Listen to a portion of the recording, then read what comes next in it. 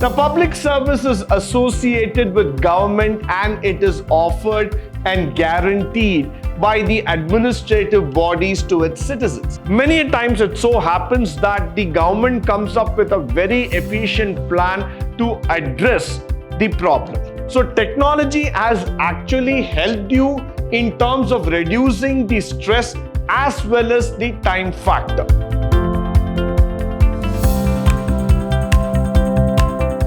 Good morning and welcome to the first session in Chapter 1, Unit 2, 4th semester B.CA, Good Governance in India, where we're going to talk about the Public Service Guarantee Act of 2011. Now, in this, we are going to first get introduced ourselves to what is public service and why that becomes a very, very important part of the governance topic. Now, public service is associated with government and it is offered and guaranteed by the administrative bodies to its citizens. In a very simple way, whatever work that the public servants, that is the government, is intended or duty bound in terms of serving the citizens of a country, that's where we define it as public service. Now, that public service can be in the form of waterworks or electricity, transportation, general amenities, civic amenities, or it might be anything related to the bill collection, payments, or services. But in general, when we say public service, that means the government is trying to coordinate between the citizens of the country and their various departments in terms of facilitating their services altogether.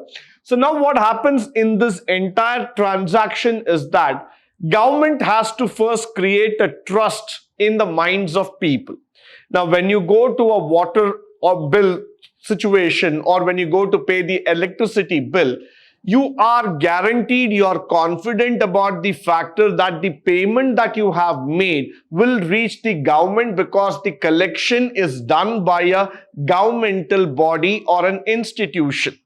Now, that's exactly where the citizen gets a confidence saying that whatever I am paying for, the government is going to take care. The government is giving me a service in the form of electricity or water or roadways or transport for which I am paying a fee. That fee is again collected by a government institution or a body which is going to render him a receipt and give him that confidence that the payment collected from you is going to be acknowledged. So that's exactly where the expectations of trust and communication comes into picture.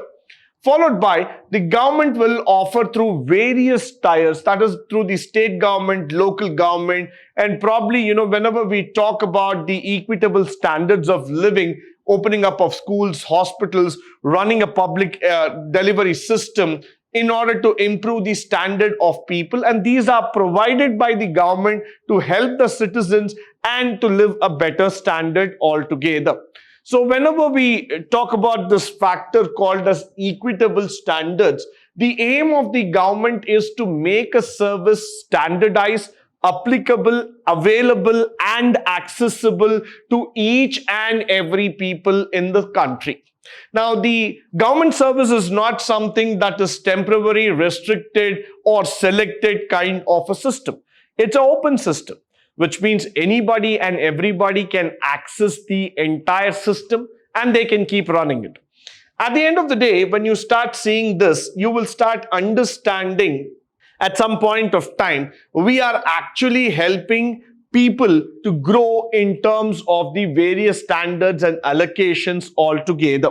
So somewhere down the lane, we are understanding that the government wants to create a platform through which they can serve the people to whatever standards that is required and also address the basic needs of the people when time is required.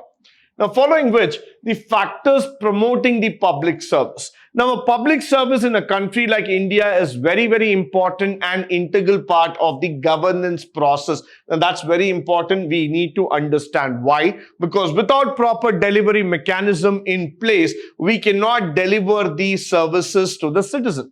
So it becomes very important for us that somehow we have to create a system through which we reach the public on time and we are able to handle their stress, handle their problems, offer them solutions that is needed every time. Now, for example, let's look into a general hospital or a government hospital altogether. Every day, hundreds and thousands of people would go to the hospital for their own needs. But if the government is not able to provide them with doctors or with basic facilities, the entire trust on the government in terms of running a public health care will go away. So that's exactly where in the public delivery system, you need to bring in the trust and communication factor. You will not be able to take any kind of assumptions in public delivery system, and rather you have to work on the real-time basis. So every time in government, we try to understand this factor clearly, that the communication has to be real-time, the action has to be real-time, and the solution provided also needs to be realistic in nature. So we are not going to work on the bureaucratic system. We are not going to work on a system that is going to provide some sort of special treatment to a section of people. Rather, we are going to create a system that is transparent, that is efficient, and that tries to address the problems of the people. So if you're going to go through the railways, or you're going to go through the waterways, the electricity, the road transport, aviation, or probably sanitation department, it needs to be open enough in terms of addressing the problems, understanding what exactly the challenges are, and providing an immediate solution. So for all this, you need to have a governance in place. It is not that every time government has to stand, but rather the process of running a system. That's where exactly governance comes into picture. You need to have a process, you need to have a system that will be able the entire office to run in a particular manner, to run in an efficient manner, and provide timely services to the citizens of our country. Moving further, now corruption is one thing that I would definitely like to talk about. Why? Because this is something that disturbs the entire system. Now, whenever we say about like the 58% of the subsidized food grains from the central government does not reach the needed people, the group of people, 36% of it is being siphoned off in the supply chain. And this was a report that was given by the Planning Commission in the year 2009, which means to say that the gap that is being found in a public delivery system is very huge. Many times it so happens that the government comes up with a very efficient plan to address the problem, but the delivery system is not reaching the concerned people. Why? Because there's a lot of lacuna in terms of implementing that solution. So somewhere down the lane, we start seeing that corruption in every format, whether you're going to take it in form of cash, kind, compliments, or any kind of thing, would lead to a complete disruption of the system. So somewhere what happens is that people start losing trust over the government and the institutions. They start thinking that every government institution is a money-making instrument. So if I have to get my work done, for example, I have to get my ration card, or I have to get my Aadhaar card, or I have to get my PAN card, or I have to get my passport, I need to pay money. Now that is where you completely lose trust over the governance process and start blaming the government because you are not being able to establish a right and an efficient manner of serving the public. So that is why I always look into corruption as the most disturbing factor when it comes to governance in India. So you need to understand that corruption cannot be tolerated anymore in this system. Followed by the decentralization. It is one such reform effort advocated throughout the globe. Now, what does that we mean by saying decentralization? Now, this is a very, very important thing. Why? Because whenever we talk about decentralization, that means to say that this is where we are trying to remove you from the clutches of the government, which means let us not depend on one person or one system. We don't have to go on that hub and spoke model where I start putting the pressure on the central government and start blaming the government for everything, start depending on the government for everything. Let me decentralize. Let me make the process simple. Let me make the process independent, and let us start working efficiently by ourselves. So where this decentralization comes in is that when you look into the 73rd and 74th constitutional amendments in the year 1992, though the decentralization of finances and functions may have started way back in 19th century, but still we have yet to make it even more transparent and applicable to all the systems, to all the processes and organizations in India. Followed by which we are going to talk about technology, which is a very, very important thing which is impacting every single walk of life. So if I'm going to talk about government organizations or private organizations, or I'm going to talk about any delivery system, today technology plays a very great role. Why? Because all our apps, all our systems are governed by this technology factor. Why is that coming into picture? What is that they are trying to actually do here? One side, when we look into technology, it is a convenience factor. I can sit at my home and I can start, paying my electricity bill or water bill or telephone bill, which makes it all the more convenient for the customer not to stand in the queue, not to get worried or hassled by that entire crowd. He can just sit wherever he wants and just make the payment online. The other side, when you look into technology, that has reduced a lot of stress on the government personnel, where you start seeing that the service gets limited because of the time factor. So technology has actually helped you in terms of reducing the stress as well as the time factor. But more important, where I am stressing on technology is the transparency and accountability. Why? Because whenever you're going to do anything using your online app, every credential of the customer will get recorded, and using that credential, you will be able to identify yourself as where and what it has happened.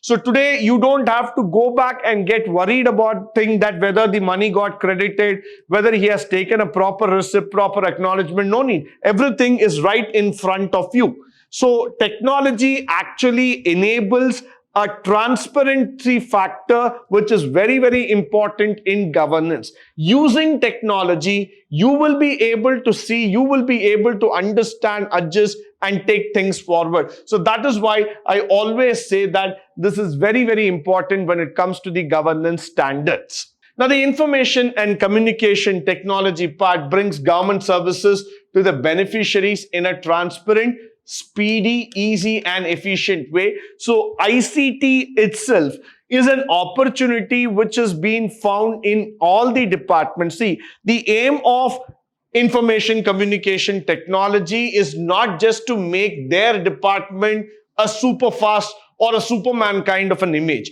Using ICT as an option, as a tool, you could probably transform each and every department in the government. So what government is looking here into information technology is an enabler role, rather than looking it into something called as a high intensity technology function. What we are trying to make use, or what we are trying to harp upon here in terms of the information communication technology, is that how can you get the public into picture, make them understand how things work even more efficiently. So today, if you tap your mobile phone and if you start accessing the online apps, you will be able to understand very clearly how things have been moving. So that is why this technology becomes an accountable administration in the long run. Followed by, let's talk about the Public Service Guarantee Act. Now, if you see that the Public Service Guarantee Act is also known as a Right to Public Services Act in some state. It provides legislation, statutory laws, time-bound guarantee by the government to the citizen, and provides mechanism for punishing the errant public servant who fails to provide that stipulated service. Now, this is something very, very relevant in Indian context. Why? Because in spite of reforms, in spite of development and policies being in place, still many people complain about the inefficiency of the government department. This is not something to be mocked upon. This is not something to be demotivated or rebuked upon, but rather this is something to be looked upon from a governance loophole. Why? Because when you start understanding that a citizen is not able to get what he wants on time, automatically that starts building a huge gap between the government and the citizen in terms of communication, in terms of trust and understanding. So what is happening here is that when you talk about the Guarantee Act, it means and it abides by the factor that at any given point of time, a citizen has to be given his rights, a citizen has to be provided with the service, has to be given that solution, has to be addressed with all due respect whenever he tries to seek some public service. Now, the main provisions of the Act is right to public service, where the public by designated official within the stipulated time has to do that work, and he's been entitled to be questioned by the people, saying that how it has happened, what has happened, why it has not been taking place on time. All those functionalities are very, very important at any given point of time. If that is not being done, if that is not being there, you can normally go ahead and a gazette notification can be done. Most of the public policies, acts and the officers will be questioned publicly in terms of inefficiency, and if there might be any cases found, that can be further led into legal action altogether. Now, another factor is that if he suppose fails altogether, there is a first appellate authority to whom the complaint would be raised. The first appellate authority, after making a hearing, can accept or reject the appeal based on the written order. And if it is being done, the applicant can present that factors to that, from which it will go to the second appellate authority, who will make a decision trying to understand in case how to go about taking the application or to reject it. Now, what is very, very important here is that I am enabling the citizen to come forward, put his complaint, go through step by step, understand what has been the problem, why that public servant has not been able to address, take care of the service, why is he not able to do his job that he is being designated to do. The question is not about just putting a case. The question is not about proving your rights or your might. The question is more about how does the system respond to the situation. So whenever you come back and say that, sir, I was not being given the service, I was not provided with what I really wanted, automatically the government has to be questioned. So we need a right, we need an act through which the system can be put under check. So that is what we want in terms of this Public Service Act. Now, by putting a fine, it doesn't mean that the services are going to be restored or things are going to come back to the same function. But what we intend to do here is that send a very strong message to the public and to the system that in case of malfunction, in case of misleadings, in case you are not able to do the function that you have been assigned to, automatically you will be subjected to the court proceedings. So that is where the Public Service Guarantee Act comes into picture. Now, the Citizens Charter, which was first initiated in Britain and it came down in the year 1991, which means to say that the other governments like Australia, Belgium, we're talking about France, Portugal, Spain, Canada, United States, all started following this suit called a Citizens Charter. They have adopted this as a part, as a right of the citizen in terms of their national strategic objectives. So what is very, very important here is that the citizen is the most important part of the society. So the citizen has got all rights to question the government, to question each and every motive, to find out where a loophole is, and he needs to be addressed, he needs to be included in every single activity. Now, that is what is also being followed in India. Now, the most important thing that we are talking about a citizens charter is that they can be assessed by conducting surveys. They can be brought in by into some forum committee where a citizen would be asked to talk about or review about the punctuality system, promptness, behavior, and all other functions that are happening in a government service. So the citizen will now have an open right to go ahead and discuss what has been happening with the governmental departments. With this, I come to the end of today's session. I hope and believe that all the facts and figures that have been discussed through this session would be of a great use to you, both in terms of theory as well as in the practical walk of life. In the upcoming session, we will be discussing more about the Information Act, the right to information, and various other rights that enable a citizen to be a part of the good governance. But until then, stay tuned, stay blessed, and stay enlightened forever. Thank you once again for joining me today on this wonderful session.